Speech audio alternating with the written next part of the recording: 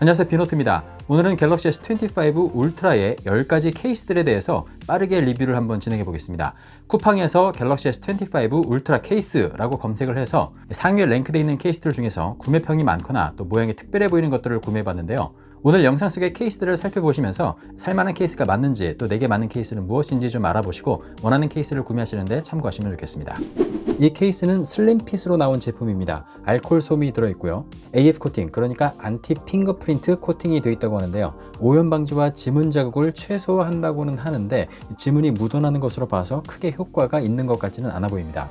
후면부를 자세히 보면 유막 방지를 위해서 촘촘한 도트들이 있는 것을 알 수 있고요. 측면에는 작게 브랜드 로고가 보입니다. 광고대로 0.8mm로 두께가 측정이 됐고요. 무게는 약 17g으로 정말 가볍고 얇다는 특징을 가지고 있습니다. 전체적으로 폴리카보네이트 재질이라서 얇은 플라스틱으로 생각하면 되고요. 버튼부와 하단 USB 포트 쪽은 전부 개방이 되어 있습니다. 케이스를 끼웠을 때는 거의 생폰 느낌이 난다고 보면 되고요.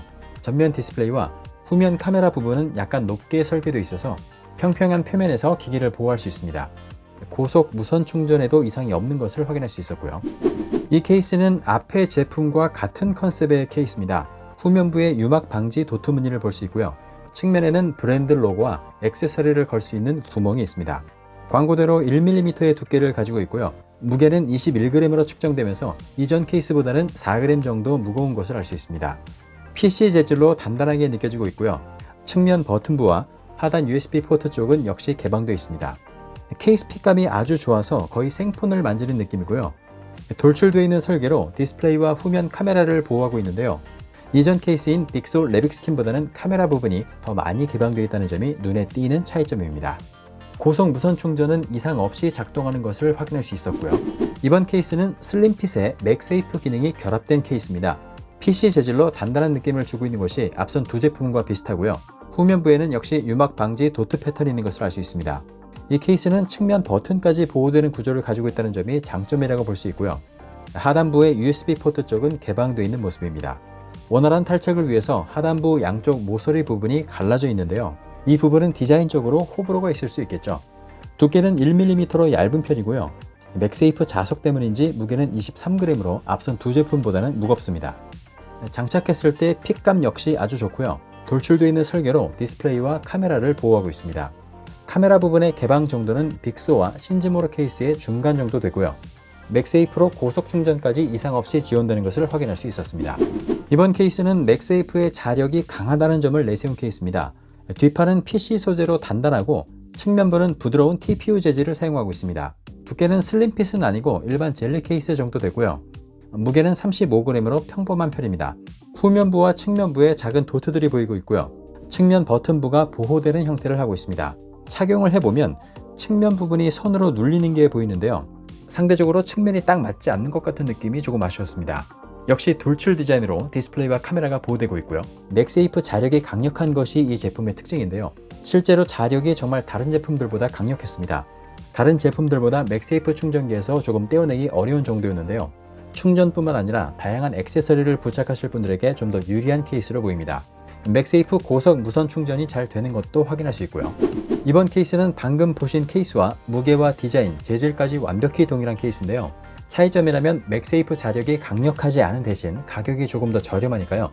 일반적인 맥세이프 자력으로도 충분하신 분들은 이 케이스를 구매하시면 될 것 같습니다. 이 케이스는 다소 특이한데요. 카메라를 완벽히 보호하고 맥세이프를 거치대로 활용할 수 있다고 합니다.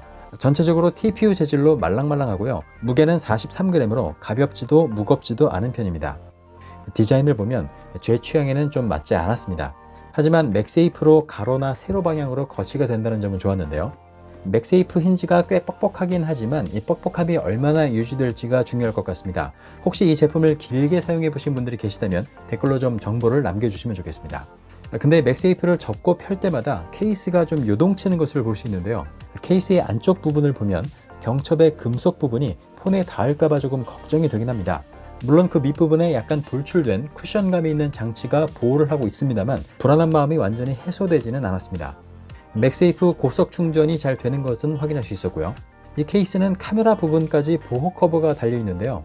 경험상 렌즈에 무엇인가 붙이거나 덮는 순간 카메라 화질에 좋지 않은 영향을 주기 때문에 카메라 렌즈 보호는 하지 않는 것이 낫다고 생각합니다. 다행인지 몰라도 손으로 누르면 이 렌즈 부분이 쉽게 떨어지더라고요.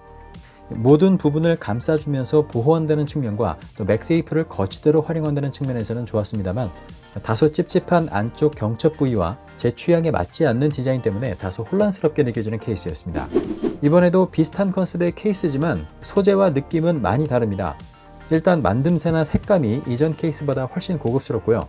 버튼부나 카메라의 테두리 부분도 소재를 다르게 적용했습니다. 측면 부분은 TPU 재질로 말랑거리는 느낌이고요. 후면 부분은 PC 재질로 단단한데요. 전체적으로 반투명 형태를 띠고 있습니다. 무게는 56g으로 다소 무겁게 느껴질 수 있는 정도였습니다.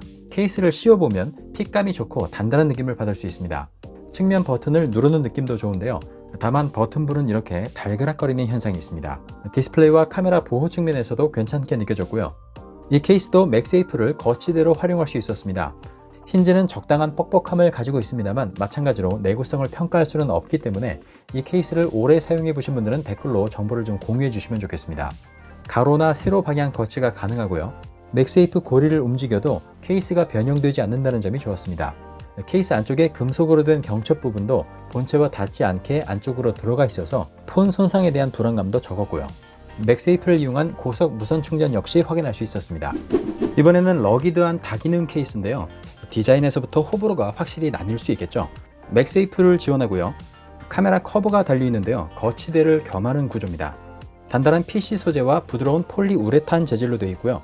무게는 70g으로 무거운 편입니다. 케이스를 씌우면 핏감과 안정감은 정말 좋은데요. 좀 무겁게 느껴지는 점은 다소 아쉬웠고요. 안정적인 맥세이프 거치와 고속 무선 충전이 되는 것을 확인할 수 있었습니다. 카메라 커버를 열어도 카메라는 안정적으로 보호되는 것을 알 수 있고요. 커버는 60도와 120도 이 두 가지 각도에서 고정이 되기 때문에 이렇게 세 가지 각도로 거치가 가능했습니다. 베르스 브랜드의 신뢰성으로 보자면 카메라 커버의 내구성은 꽤 보장이 된다고 볼 수 있을 것 같은데요. 하지만 카메라 촬영을 위해서 항상 이 커버를 열어야 한다는 점이 이 케이스 선택의 변수가 될 수 있을 것 같습니다. 이번 케이스는 일단 제품의 완성도가 높아 보였습니다. TPU 소재를 가공한 형태와 또 버튼부를 마감한 모습에서 높은 완성도를 느낄 수 있었고요. TPU 소재로 가죽 느낌을 내고 있는 이 후면 디자인도 꽤나 고급스러웠습니다. 착용을 했을 때 핏감이나 버튼부의 조작감도 아주 괜찮았습니다. 이 케이스의 특징은 카메라 부분을 슬라이드 형태로 열고 닫을 수 있다는 점인데요. 닫는 형태로도 고정이 가능하지만 연 상태로도 고정이 가능했습니다. 열어놓은 상태에서도 카메라는 충분히 보호되는 형태니까요. 필요에 따라서 열어두거나 닫아두시면 되겠죠. 하지만 카메라 커버가 좀 달그락거린다는 점은 완성도 측면에서 아쉬운 부분이었고요. 무게는 51g으로 약간 무겁게 느껴질 수도 있는 수준입니다. 무선 충전은 고속으로 이상 없이 지원되는 것도 확인할 수 있었고요. 이번에는 처음 보는 형태의 다소 신기한 케이스인데요. 전 후면을 모두 강화 유리로 덮는 케이스입니다. 후면부는 반투명 처리가 되어 있고요. LED 플래시를 제외한 렌즈와 센서까지 전부 강화 유리로 덮여 있습니다. 전후면 두 파트가 자석의 힘으로 붙기도 하지만 위쪽에서 후크로 한번 걸어주고요. 아래쪽에서는 이렇게 밀어서 잠가주는 방식으로 케이스가 완전히 고정되게 됩니다. 고정이 되면 꽤나 단단한 느낌을 받을 수 있고요. 케이스의 무게는 70g으로 무거운 편입니다. 케이스를 장착할 때는 디스플레이에 보호 필름이 붙어 있으면 안 되고요. 장착은 어렵지 않은데 장착을 하고 나면 얇은 유리 상자를 만지는 느낌이랄까요? 좀 특이한 경험이었습니다. 느낌 자체는 나쁘지 않았는데요. 왠지 깨질 것 같다는 느낌도 함께 들더라고요. 판매 페이지에서도 깨진 파트만 따로 구매가 가능하다고 안내를 하고 있는 것을 보면 실제 깨질 위험이 조금 있는 것 같아 보입니다. 디스플레이와 강화 유리 간의 유격은 거의 없어서 두드렸을 때 통통 튀는 느낌도 없었고요. 고속 무선 충전도 잘 되는 것을 확인할 수 있었습니다. 제품 자체는 신선하게 다가왔었는데요. 큰 단점이 두 개가 있더라고요. 우선 카메라 렌즈 부분을 강화 유리로 보호하고 있기 때문에 아까 이야기했듯이 카메라 화질에 좋지 않은 영향을 줄 수 있다는 점이 첫 번째고요. 이렇게 전면 풀커버 스타일 방식은 지문 인식이 아예 불가능하다는 점이 두 번째입니다. 케이스를 씌운 상태에서는 지문 인식이 되지 않고 지문 등록도 되지 않았습니다. 이런 형태의 케이스를 구매하실 분들은 이 두 가지 단점을 꼭 염두에 두셔야겠습니다.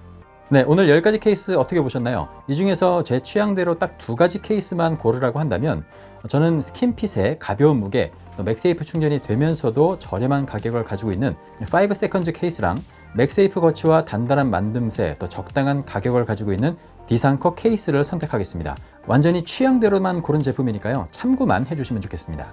오늘 소개해드린 제품을 사용해보신 경험이 있거나 또 더 좋은 케이스를 알고 계시다면 댓글로 좀 남겨주시고요. 좋은 케이스를 선택하셔서 안전하게 또 오랫동안 스마트폰을 사용하셨으면 좋겠습니다. 네, 그럼 저는 다음에 더 재밌는 영상을 가지고 다시 찾아오겠습니다. 민호트였습니다.